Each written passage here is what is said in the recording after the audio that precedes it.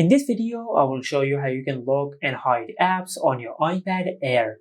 Now to do that, first of all, just go to Settings, and under Settings, just scroll down and tap on Touch ID and Passcode. And from here, just make sure you set a passcode for the lock screen of your iPad. Now just tap on Turn on Passcode and create a passcode for the lock screen. And after that, just select Use Anyway. Now just enter your passcode one more time to confirm your passcode.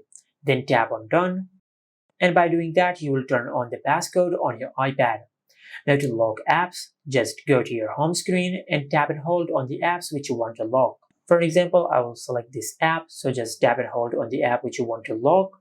Now over here, just look for the option for require passcode.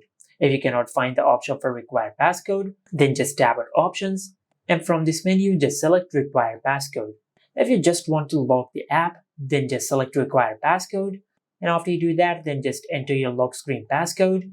And after you've done that, you will lock the selected app on your iPad, just like that. But if you want to lock and hide the selected app, then just tap and hold on the app which you want to lock and hide. Now in our case, I will select Do Not Require Passcode. Then I will enter the lock screen passcode. Now to lock and hide the selected app, just tap and hold on the app and select Options.